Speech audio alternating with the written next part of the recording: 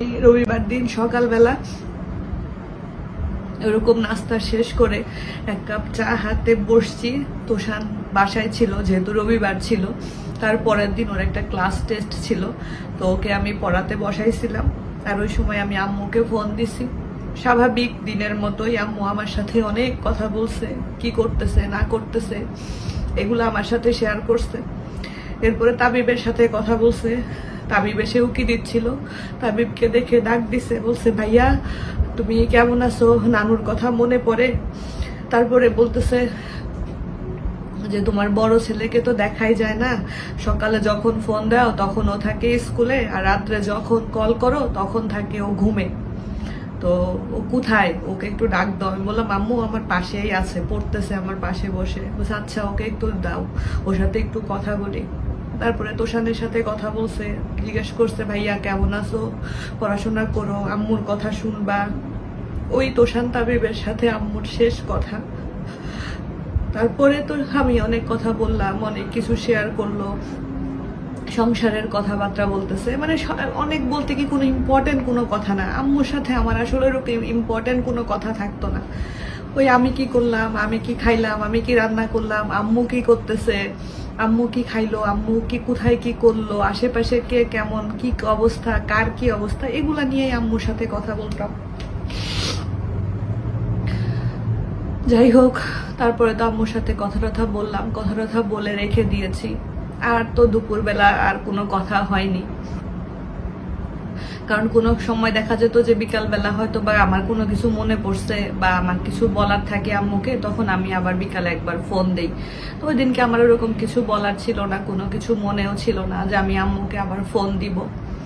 তো ওই দিন আর বিকালে ফোন দেওয়া হয়নি, আমি রাত্রে বেলা ফোন দিয়েছি। তখন রাত আমাদের এখানে তখন 11:15 রাত, আর বাংলাদেশে তখন 9:15 মতো বাজে। খুব স্বাভাবিকভাবে আম্মু নর্মাল দিনের মতোই আমার ফোনটা রিসিভ করছে। রিসিভ করার পরে আমি আম্মুর সাথে কথা বলতেছিলাম, তখন আম্মু দেখলাম যে কি জানি করতেছে। একদম সুস্থ আম্মু, একদমই সুস্থ। মানে কি বলবো আপনাদেরকে, মানে আম্মুর যদি শরীর খারাপ থাকতো বা আম্মুর যদি কোনো অস্বস্তি ফিল হতো, আমি না মেয়ে তো, আমি মা যেমন সন্তানের কিছু হলে বুঝতে পারে, আমিও আমার মার কিছু হলে আমি আমার মার চেহারা দেখে আমি বুঝতে পারতাম যে আম্মুর শরীর খারাপ লাগতেছে বা আম্মু কোনো কারণে আপসেট বা আম্মুর কোনো কিছুতে কিছু আমি বুঝতে পারতাম। তো নর্মাল দিনের মতোই ভিডিও কলে কথা বলতেছি, মোবাইলটা এভাবে ধরে রেখে কথা বলতেছি, আম্মু কথা বলতেছে। ওই দিন বিকালবেলা আমার খালার বাসায় গেছিল, খালার বাসা থেকে ঘুরে আসছে, ওগুলা বলতেছে কি হয়েছে না হয়েছে। আসলে এত কিছু এখন আমার মাথায়ও নেই যে আমি কি বলবো আপনাদেরকে। যতটুকু আমার এখন মেমোরিতে আছে আমি আপনাদের সাথে শেয়ার করার চেষ্টা করতেছি। তো কথা বলতেছি, আমি বললাম আম্মু তুমি কি করতেছো, বলতেছে তান হলো নুডলস খাবে, ওর জন্য একটু নুডলস রান্না করতেছি। আমি বললাম ও আচ্ছা, ও এখন নুডলস খাবে, বলতেছে হ্যাঁ ও রাত্রে ভাত খাবে না, ও নুডলস খাবে বলতেছে। আম্মু কিন্তু নুডলস রান্না করতেছে আর আমার সাথে কথা বলতেছে। তো আমি বললাম আচ্ছা তাহলে দাও ওকে নুডলস রান্না করে দাও, বলতেছে হ্যাঁ নুডলস রান্না। প্রায় 18 মিনিট আমি আম্মুর সাথে কথা বলছি। মাঝখানে মোবাইলটা ধরে রাখতে রাখতে আমার হাতটা একটু মানে পেইন হচ্ছিল, যেহেতু ভিডিও কল মোবাইল ধরেছিলাম, আর যে মোবাইলটাতে কথা বলতেছিলাম মোবাইলটা একটু ভারী। তো আমি না আমার বুকের উপরে রেখে মোবাইলটা কথা বলতেছিলাম। মানে ওই সময় আর আমি আম্মুকে দেখি নাই। আমার এখন না খুব আফসোস হয় যে ওই সময়টুকু যদি আমি মোবাইলটা বুকের উপরে না রেখে যদি আমি স্ক্রিনের দিকে তাকায় থাকতাম, তাহলে আমার আম্মার চেহারাটা মনে হয় আমি আরো একটু বেশিক্ষণ দেখতে পাইতাম। হয়তো 2-3 মিনিট আমি মোবাইলটা বুকের উপরে রাখছিলাম, কারণ ওই সময় আম্মু কাজ করতেছিল, মোবাইলটা শেক হচ্ছিল আম্মুর মোবাইলটা। না আমি ভাবছি কথাই তো বলতেছি, আমি তো বুঝি নাই যে আমার মার সাথে আমার জীবনের শেষ কথা আমি বলতেছি, বা আমার মাকে, আমার মার বেঁচে থাকার শেষ মুখটা আমি ওই সময় দেখতেছি। এটা তো আর আমি কোনোভাবেই বুঝতে পারি নাই। যদি আমার আম্মা বিছানায় পড়ে থাকতো, যদি আমার আম্মা 2-3 দিনের জ্বরে থাকতো, তাহলেও হয়তো বা বুঝতে পারতাম যে আম্মুর শরীর খারাপ, আম্মু বিছানায় পড়ে আছে বা কি ভালো মন্দ। তো আমি কথা বলতে বলতে আম্মু বলতেছে নুডলস হয়ে গেছে, এখন ওকে নুডলসটা বেড়ে দিব। তো ঠিক আছে তাইলে আজকের মতো এখানে শেষ করি কথা, কালকে আবার কথা বলবো তোমার সাথে। আমি বললাম আচ্ছা আম্মু ঠিক আছে। আমিও নর্মাল দিনের মতো, আমি তো বুঝি নাই আমার মার কিছুক্ষণ পরে পৃথিবীতে থাকবে না, আমিও নর্মাল দিনের মতো না ফোনটা রেখে দিছি, রেখে শুয়ে আছি, খাওয়া দাওয়া করছি নর্মাল প্রতিদিন যেরকম যা করি ওরকম করতেছিলাম। আমার এক সেকেন্ডের জন্য ভিতরেও মনে হয়নি যে কিছু একটা হবে, কোথাও কোনো কিছু হবে বা একটা অস্থির লাগা বা কোনো কিছু, আমি কিছুই না।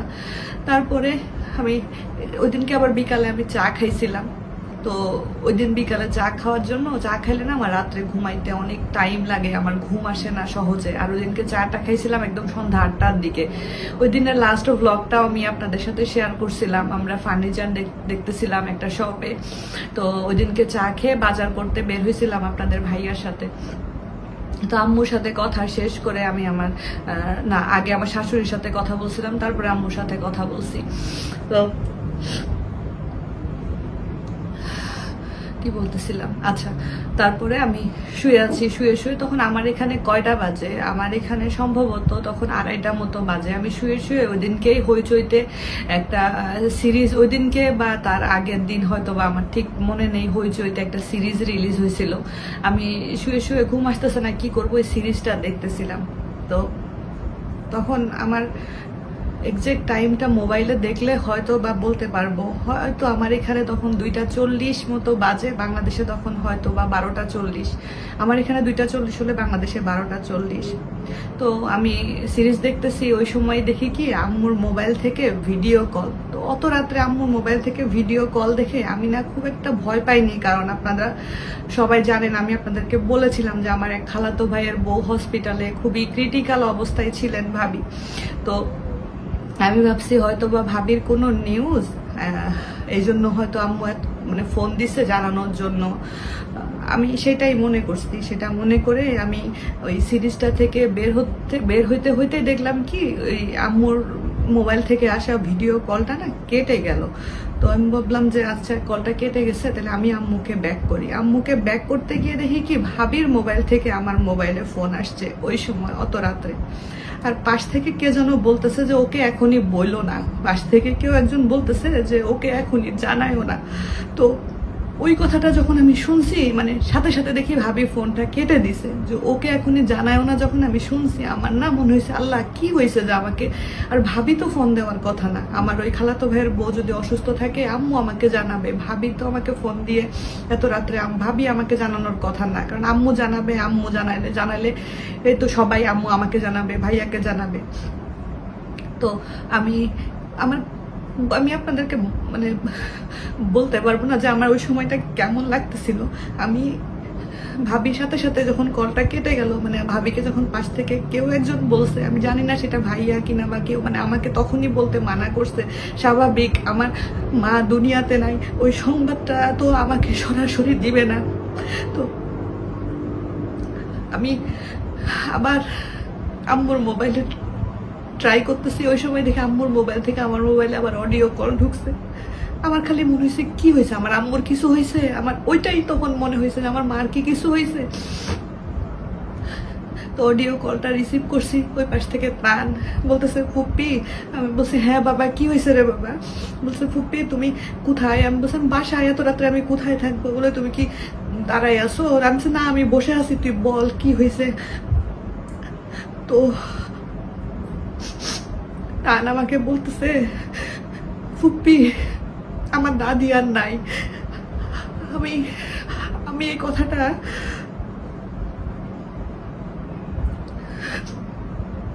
আমার সারা জীবন, আমি যতদিন বেঁচে থাকবো আমি ততদিন এই কথাটা আমি এক ফোঁটাও বলতে পারবো না।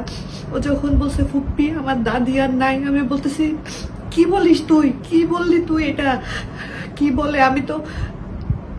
আমি এরপরের কি হচ্ছে আমার সাথে, কি হয়েছে আমার সাথে, আমি এরপরের আসলে কোনো কিছুই আমার মেমোরিতে ওইভাবে নাই। আমি একটা চিল্লান দিয়ে উঠছি যে আমার মা নাই, সাথে সাথে আপনাদের ভাইয়া ঘুম থেকে উঠে গেছে, আমার 2 বাচ্চা ঘুম থেকে উঠে গেছে। আমি তখন বুঝতে পারতেছিলাম না আমি কি করব। আমি বললাম আমার মাকে দেখা, আমি বললাম তান আমার মা, আমি আবার কল কেটে গেছে তানের। আর আমি যখন কান্নাকাটি করতেছি তান কল কেটে দিচ্ছে, ছোট মানুষ স্বাভাবিক। ও কল কাটার কিছুক্ষণ পরে আমি না তখনও বিশ্বাস করতে পারতেছিলাম না যে কি বলে আমি 3 ঘন্টা আগে আমার মার সাথে কথা বলছি। 3টা ঘন্টা আমার মা সুস্থভাবে আমার সাথে কথা বলছে, ঘরের কাজ করতেছিল, তানকে নুডলস বানাই দিচ্ছিল।